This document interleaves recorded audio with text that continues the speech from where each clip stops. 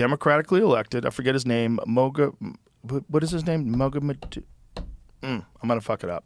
So he decided that he was going to nationalize oil in Iran, and they got him out like that. They installed the Shah and turned it into an Islamic dictatorship, but they had access to the oil. So the CIA and the British government and everybody conspired to get rid of this democratically elected guy, because Iran at the time was like, women were wearing shorts or skirts rather, walking down the street. It looked cool. Here it is. Mohammed Mossadegh. Mossadegh. Okay, so let's zoom in on the story here. It says Iranian Prime Minister Mohammed Mossadegh was removed from power in a coup organized and financed by British and U.S. governments. The Shah quickly returned to take power and signed off over 40% of Iran's oil fields to U.S. companies. It's crazy, man. It's like, it's so transparent. They didn't even wait a couple of years. They didn't even, well, the Shah's in power now. We'll see how things go. No, they immediately came in and signed everything off. 1953, the CIA and British intelligence orchestrated a coup d'etat that toppled the democratically elected government of Iran. The government of Mohammed Mossadegh, the aftershocks of the coup are still being felt. 51 Prime Minister Mossadegh roused Britain's ire when he nationalized the oil industry. So the oil, they weren't making money off the oil. They were making money, but not as much money as the British were. Yeah. It had been exclusively controlled by the Anglo-Iranian Oil Company. The company later became known as the British Petroleum. This BP. time it's different, though. We don't want the oil this time. They're the same people that dumped all the oil in the Gulf. Yeah, exactly. That's BP. After considering military action, Britain opted for a coup d'etat. President Harry Truman rejected the idea, but when Dwight Eisenhower took over the White House, he ordered the CIA to embark on one of its first covert operations against a foreign government. And Iran's been fucked ever since. I mean, we've been doing stuff like that. Not you and I, not me and Danny Jones. We're innocent. But the United States government, especially the intelligence agencies in the days, before they assassinated Kennedy, they were doing all kinds of wild shit. Oh yeah. And we're done now. We don't do that anymore. They don't do that shit anymore. They definitely don't. No. They would never. They don't give a shit about the oil over there. No, this government's America first now. We're legit. America first. It's a crazy history, bro. and when you don't know the history, you go like, "Why are we mad at the Iranians?" Well, why are they mad at us? Okay, like what did we do to them? Like why? How did these Islamic jihadists come to power? Like where did it all start? Well, go back to the Mujahideen. We literally changed their definition of jihad. Like we wanted them to become suicide bombers. We wanted them to do things and martyr themselves. So it was. The original definition of jihad, look this up, but I'm pretty sure it was a war against your own vices. Really? Yep. Yeah. The idea was you were trying to be a good Muslim, a pure Muslim. You were trying to avoid impure thoughts, no alcohol, all these different things. And they twisted that around with jihadists and through the CIA and Osama bin Laden and the Mujahideen to fight off the Soviet Union when the Soviet Union occupied Afghanistan. Like Osama bin Laden was our guy. He was working for us. And then he's like, these fucking people suck.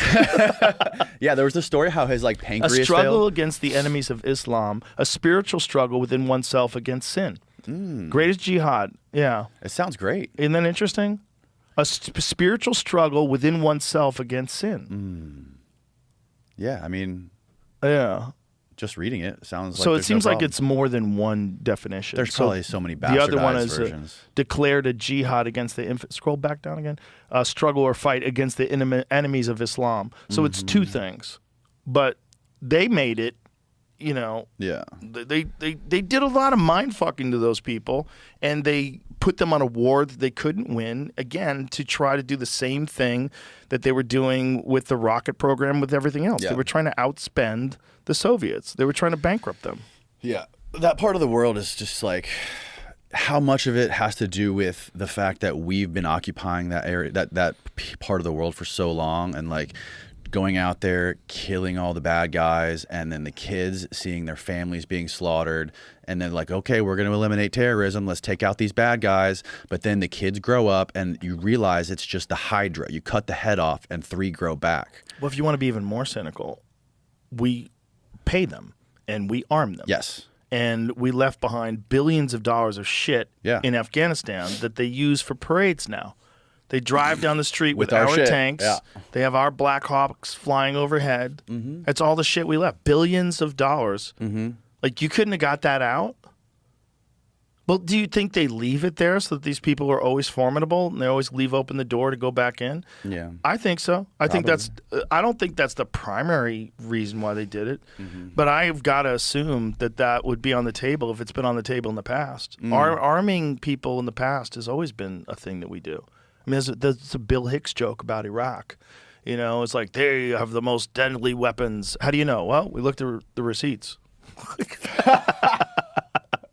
I butchered the joke, but But you know, we've always been doing that. Of course, we've done that forever. Yeah. What's my favorite Bill Hicks joke? At least that I'm not like a historian on Bill Hicks, but the one where he's talking about the sock puppets. He's like, I like this guy on the right. He seems like he fits my ideas. He's like, well, I think to fancy the guy on the left. He's like, what the fuck? The same guy's holding both the puppets. Yeah, exactly. Yeah, I mean that's perfect. Perfectly illustrates the way it is. You know? Yeah. And again, this was before we really knew things. This was Bill Hicks was saying this in the 1990s, where we just had books. So, you know, it was really hard to get these ideas across. He would have been a great podcast guest. Oh, hell yeah. You know, because he was like saying these things when no one even knew what he was saying, you know, and he was putting it into comedy. You know, like people then were not nearly as aware of the manipulation of money and power. They really thought, a lot of people thought that the will of the people, you know, the president, we got to get a good president in there that's looking out for us. And they didn't really understand that it's all being bought and paid by special interest groups, large corporations, huge donors, and that when the guy gets in there, he's just representing the same thing no matter what. Yeah, the amount of reading and insight and learning that guy was, a lot of those dudes were able to do back then pre-internet is astonishing. Yeah. And to be able to like internalize and process those ideas and rework them with draft after draft and refine it into like the most perfect way to communicate it to people to where it lands. You know, it's fucking crazy. And in today's day and age, it's almost like you would think it would be easier with all of the access to information, but it seems like it might even be harder because there's just too much information. Like last night, listening to you talk was fucking incredible, dude. Like listening to how you were at the end doing this, like the Q&A with the crowd. You're like, I ran out of jokes. Who wants to ask me questions? And you were just on another gear, dude. It's like you're so high octane and you're so like up to speed with everything that's happening around the world at all times. It's mind-blowing to me how you're able to do this stuff, how you're able to stay up, do comedy late, do podcasts every day, and be like up to speed with all the news and like have like thought through a lot of these things that just happened yesterday.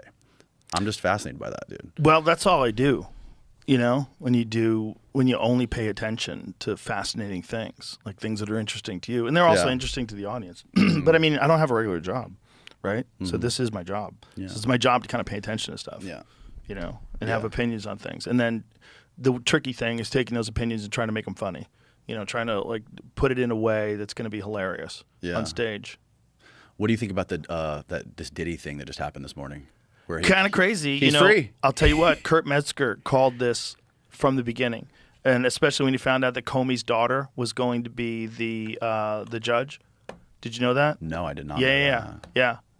Wasn't she the same judge on the Ghislaine Maxwell case? Yeah. Oh yes, I did hear this. Yeah. Bro, where's the videos? They were telling us that videos are going to come out. Incredibly high-profile people doing horrendous things, evil things. People are going to go to jail. People are going to be shocked. Yeah. Where? Right. Nothing. Well, like, zero. My thing about the Diddy thing is like, I don't really give a fuck. These people they're of age. They're like 18 years old. And is it shitty what he's doing, trying to like use people and leverage them into do these weird sexual things and like sick shit, just the most sick shit you could possibly think of. But like the way I look at it is these people are using this Diddy stuff. All it does is like take away from the real child trafficking that's going on with like underage kids, right? There's like 300,000 something like missing kids.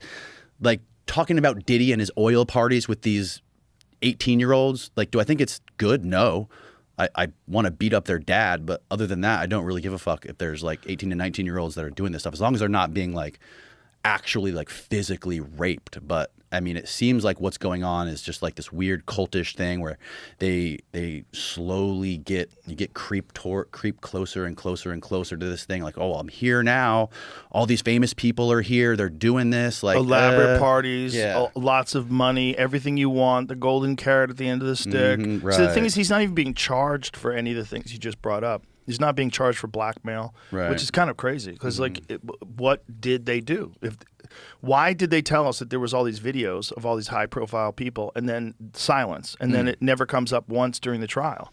There's none of that stuff in the trial. In the trial, it was his ex-girlfriend Cassie. They were talking about, so like he's up for these 2 charges left, and it's like prostitution, something. It's like nothing stuff. It's like stuff that he's going to go to jail for like 5 years, if at all, and probably won't. Right. And he's already been in jail for, so like, what is time served now? It's over a year, right? Yeah. No, I think he's going to walk, dude. I mean, I think he's going to walk, I don't too. think he's going to spend any time. And this is what Kurt Metzger called a long time ago. As soon as he saw that it was Comey's daughter, he was like, oh, he's going to walk. Trust me, he's going to walk. There's a bunch of high-profile people that are connected to this. Yeah. They're covering it all up. If he goes down, they go down. So he's not going to go down. Right. So that's the thing. Like, if he really did have like really wealthy, high-profile people at his parties, which we know he did, you know, Diddy prosecutors abandoned multiple allegations against rapper days before trial's end. Hey, he says, hey, remember I called it? This is Kurt Metzger on Twitter. Because James Comey's daughter is the prosecutor. Yep. Remember how well she swept up on the Ghislaine trail? Yep. Hey, who else called it? Yep. I can't be the only one. Yeah, he called it. Yep. He called it in He called it in the fucking green room of the mothership.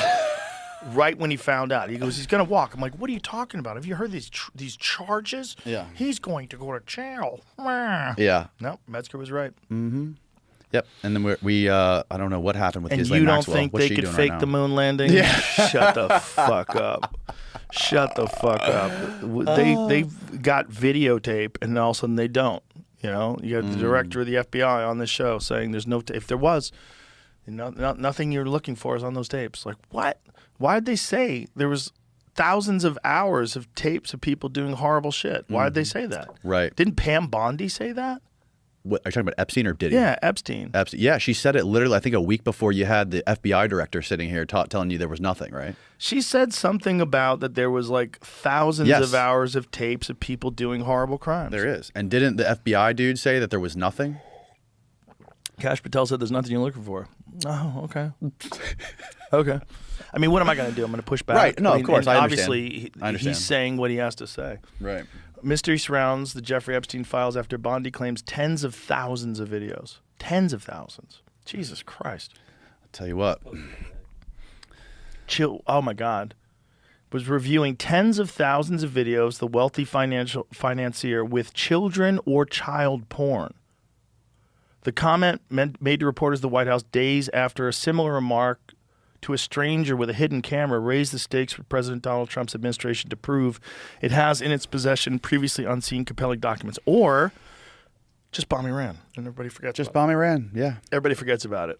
Yeah, it seems crazy that we're just I would think just Trump's demeanor, his MO towards other countries, like if we're the ones funding them, giving them all this money and they're trying to fight a war, like typically he would be putting his boot on their neck, like, listen, you motherfucker, like he's talking shit, right? Like you have to do what I want you to do.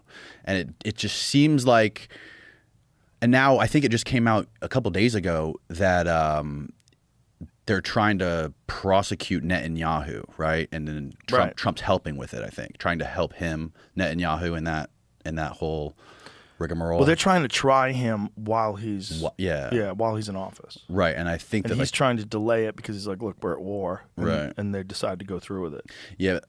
And I think something came out, I think a couple days ago. I could be wrong, but I was listening to Dave Smith talk about how Trump was actually like helping him through this. I don't know. I could be wrong. Okay, here it says, during a Fox News Channel interview in February, Bondi suggested an alleged Epstein client list was sitting on her desk. Yeah. Well, the list is one thing, right? I mean, there's so many people on the list that are probably innocent, but they're right. They just went to the island for a party. No, there's got to be a fucking hard drive. There's got to be sitting in Tel Aviv right now. Yeah, listen. That's the other part of this too. They asked Ghislaine Maxwell's lawyers what their shit. Where was it? disappeared. He had like 100 cameras in that penthouse, in every single house. Do you know his house is for sale in New York? That's amazing. Yeah. And Should make that a podcast studio. No, my wife found it on Trulia or whatever it is. Yeah. One of the maps. And she's like, look at this beautiful, because we were in New York. Townhouse? Yeah, like it's not a townhouse. It's a house. It's like, it's a big ass house. It's like multiple stories. The one right across the street from Central Park? Uh-huh. Yeah. That one. It's for sale right now. How much? I think it was like 60 or 70 million, something like that, which is what it's worth. But who wants to live in the Epstein house? First of all, if I bought that house, I'd want the Clinton painting. Can you get me that painting? Yeah. Clinton in the It's blue gotta dress. come with all that shit inside. I have to have that painting. I want George Bush with the Jenga towers and the paper airplanes. I want all of it. And then the lady just died too. The lady got hit by a car, one of the witnesses. Yeah. One of the Jeffrey Epstein witnesses. And then apparently she had like a husband who was abusing her. And you know, people like to use this stuff as like a political football to like argue for whatever they believe in. And also, when you get rich, powerful people. So here's the thing that happens with rich, powerful people. They can't go anywhere, right? If you're like, say, a Jeff Bezos type or someone who's like an Elon Musk type. And I'm not accusing them of anything. I'm just saying at that caliber of celebrity and that caliber of prominence, you can't go anywhere. If you're Bill Clinton back in the 80s or the 90s, whatever it was, you can't go party. You know, right. Everybody knows who you are. You got to be protected, right? But you want these experiences. And so you have these guys, like a Jeffrey Epstein type guy, who works with the elite of the elite clientele. It's all movie stars, big-time politicians, world leaders, scientists, Nobel Prize winners, and they all meet together and have fascinating conversations and cocktails, and there's beautiful girls everywhere. Of course. What a great idea. Right. And if you're naive and you don't understand honeypots. Here's the quote from Maria Farmer, who was one of the accusers from what was inside the house in New York. Okay, she said, there were monitors inside this cabinet. I looked on the cameras, and I saw toilet, bed, toilet, she said, visibly spooked. Like, I'm never going to use the restroom here, and I'm never going to sleep here. You know what I mean? It was very obvious that they were, like, monitoring private moments. Yeah, of course. Yeah. Maria Farmer was the one who worked at Epstein's office in New York, I think. And this was the house, Jamie? Yeah, I was looking up stuff on the house. That was like what they I found. wonder if the in house still too. has fucking cameras in it somewhere that they haven't found yet. They definitely, don't know. Yeah, you'd have to scan the shit out of that house. You'd have to take the walls apart. There's probably listening devices inside the walls. Like, who knows? If this was like really an intelligence operation, so yeah, they probably had that house fully wired. Maria Farmer, I think she was the chick who was working the front desk at his office in Manhattan. And this is like a funny example of like what I like to do. My mom is super left wing. She's has her degree in fine arts. And, oh boy! And she still is like an art professor. And my dad is a ex post office worker, and he's only watches Fox. So my dad only watches Fox. And they're divorced. My mom only watches CNN. Jesus, why didn't they stay together? How weird. Who knows? And I like to like take things that are happening and then controversial things, like for Epstein example, and I like to just like call my mom and argue with her. Like argue the right wing side against my mom's point of view on Epstein, and then I'll call my dad and I'll make the same argument toward the opposite argument towards him. It's like a fucking thought experiment or like a critical thinking exercise. You use your parents and to spar with. My mom, you know, she'll be like, of course, like Trump. There's more footage of Trump with Epstein than anybody. Are you kidding me? He's partying with him here. Like, of course he's compromised. And then my dad's like, it's fucking Clinton, bro. It's like, it's only Bill Clinton. Look, he's the only one on the Epstein files. Of course we know he's a pervert, all this stuff. But like, and then you have, so the funny thing is both sides will use their little batch of evidence to support their idea and ignore the opposite, right? So like the girl we were just talking about, Virginia, she was literally on video saying that all this shit about Bill Clinton on the jet, going to the island, hanging out with Trump and all this stuff. And the right-wing people, like people I know, my parents and like older folks I know in Florida, will say, you know, she came out, thank you for exposing Bill Clinton for being a pedo and doing all this stuff.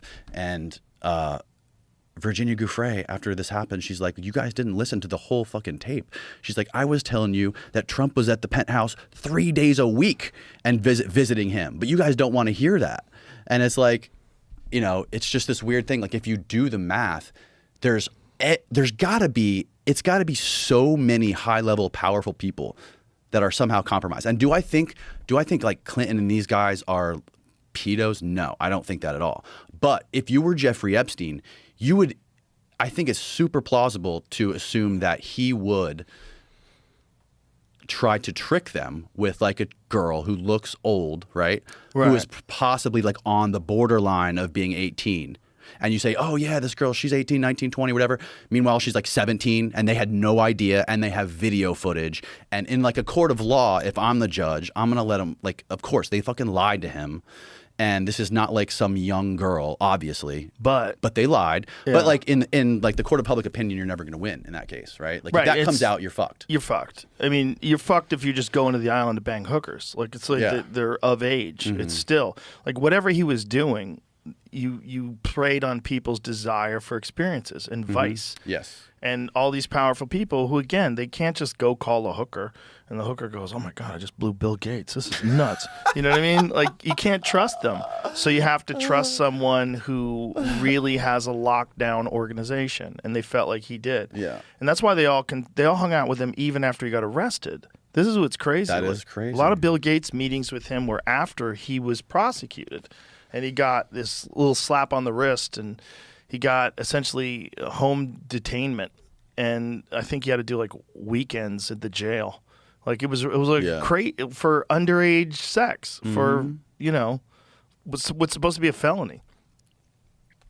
The whole thing is crazy. And then when there's one reporter that really chased it down, I forget her name, but she really looked into it, and that's when they opened up the second case, the second trial. Vicky Ward. Was she from what paper? Vanity Fair. So she was responsible for because she was like, this is insane. Like, what's going on here?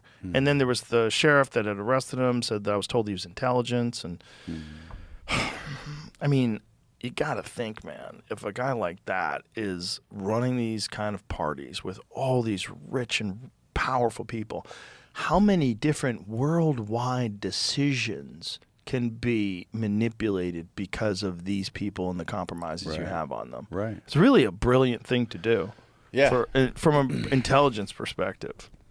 Yeah, it really is, man. And like the way that the world is shaping out now, and this like rise of Jew hate online is, and I think a lot of it's bots. You know, I think it's coming from every angle. You know, I think it's probably a lot of propaganda and bots coming from Iran, coming from Israel, Saudi. Who knows where it's all coming from? It's just such a confusing crock of shit on the internet. But like, you know, on one hand, they were able to pull off some incredible fucking operations. And, you know, on the other hand, we get mad. Now that it gets exposed, we get mad that they have their hooks in us, and the people that are in power, whatever the politicians are, the puppets, just like bend the knee to whatever they're doing. And it gets exposed when people like Tucker did that interview with Ted Cruz, and he had him on his heels the whole time. That was incredible. That was a fucking a biblical fucking interview with Ted Cruz, and that really like pulled the mask off, because like if that guy is explaining his position on Israel, being in Congress, and that's his number one thing that made him want to be a congressman, it's like, what are all these other people doing then? Like if there's all this money, and you can see the receipts, how much money they're being given by these lobbies. But like how mad can you get because we let them do it? They're legally allowed to do it. Yeah, you could be mad, but you really should be mad at the politicians. Yeah. The corrupt politicians, and how many of them there are. And like look at the mayoral race, where they all were saying, my first trip, I'm going to go to Israel. Oh, yeah, except for the dude, for, what's his name? Won. He said he's going to stay in New York. The communist, yeah. He's like, I'm going to take care of the Jews in New York. Boom, checkmate. That was it. That literally won it for him. Because everybody else was like, what are you guys talking about? Like, New York is fucked. Take care of this goddamn city. Why? What's this loyalty and allegiance to Israel from the New York City mayors? The people that are candidates for mayor? Yeah. Like your number one concern is Israel? That seems odd. Unless you're getting a ton of money. You know? Unless they have some video footage. Yeah. Yeah. The more I think about politics and just look at the news cycle every day, I just feel like I get dumber. It's a dumb business. It's a dumb, dirty business. It really is, dude. Just like sometimes I'm just like not motivated to read the daily news, you know? Like I was telling this to Gavin too. I was like to focus on the culture wars 24/7, 365 and fucking talk about it all day is draining, dude. Yeah, you can't. It's bad. It's bad for you.